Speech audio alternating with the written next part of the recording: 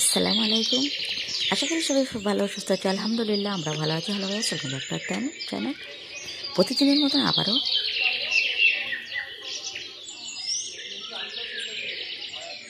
রান্না নিয়ে চলে এলাম বন্ধুরা তোমাদের সামনে। আজকে একেবারেই রাতের রান্না বানাচ্ছি, সেটাই তোমাদের সঙ্গে আমি শেয়ার করছি।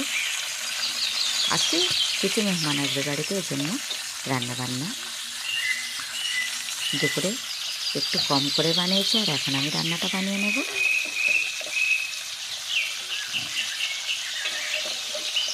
একেবারে সন্ধ্যা নেমে গেছে বন্ধুরা। এখন আমি ডবল উনুনটা জ্বালিয়ে দিলাম। কাঠের চালে মাঠে উনানে প্রতিদিনই তো আমি রান্নাগুলো বানিয়ে থাকি। আজকে তেমনই কিছু রান্না নিয়ে তোমাদের সামনে চলে এলাম। প্রথমে আমি এক সাইডে ভাত বসে দিয়েছি, আর এক সাইডে চাটুই বসিয়ে দিয়েছি। দিয়ে দিয়েছি চাটুইয়ের মধ্যে পরিমাণ মতো তেল। তেলের মধ্যে আমি এখন কিছু বাটা মাছ ও কিছু চিংড়ি ভেজে নেব। আজকে আমি চিংড়ি দিয়ে পটলের রসা বানাবো, সেটাই তোমাদের সঙ্গে শেয়ার করব। মাছগুলো আমার ভাজা হয়ে গেছে। আমি একটা কড়াই বসিয়ে দিলাম, কড়াইতে দিয়ে দিলাম পরিমাণ মতো তেল। তেলটা গরম হয়ে গেছে, দিয়ে দিলাম পেঁয়াজ কুচি। পেঁয়াজটা একটু আমি লাল লাল করে ভাজা করে নেব। তারপরে আমি আলুটা দিয়ে দেবো। এখন আমার সারামণি পটলের ঝুড়ি নিয়ে বসে আছে।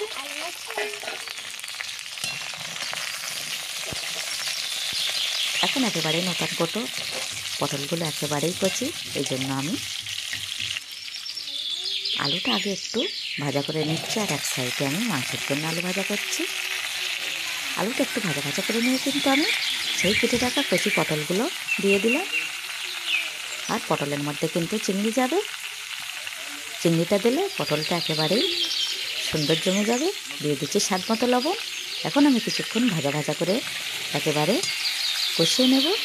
যতটা ভাজা ভাজা করে আমি কষিয়ে নেব, ততটাই কিন্তু পটলটা টেস্ট বেশ ভালো হবে। এখন আমি দিয়ে দিচ্ছি জিরে গুঁড়ো,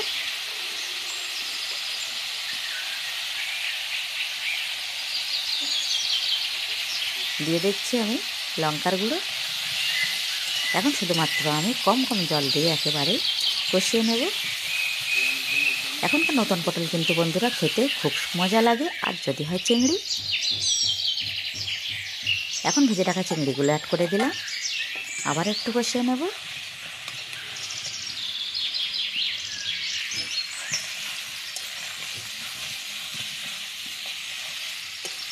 এই 2 দিন আমাদের পরপর পটল রান্না হচ্ছে বন্ধুরা। আগের দিনে কিন্তু পটল আলু মাছ আলাদা আলাদা ভাজা করে নিয়ে রান্না বানিয়েছি, একেবারে রিচ হয়ে গেছে রান্নাটা।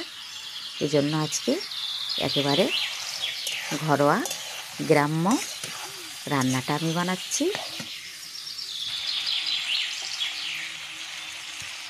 রিচ খাবারের থেকে কিন্তু হালকা পাতলা খাবার খেতে আমাদের বেশি পছন্দ।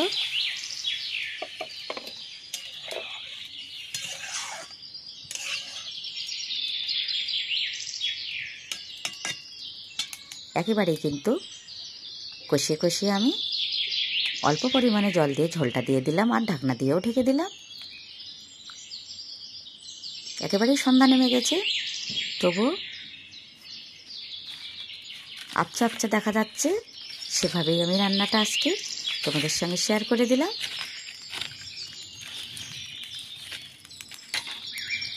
এখন দেখো বন্ধুরা, কত অন্ধকারের মধ্যে রান্নাটা বানাচ্ছি।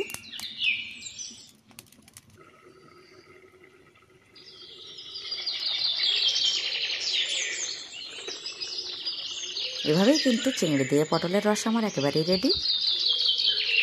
ভিডিওর মধ্যে যদি কিছু ভালো লেগে থাকে বন্ধুরা, চ্যানেলটি সাবস্ক্রাইব করে দেবে।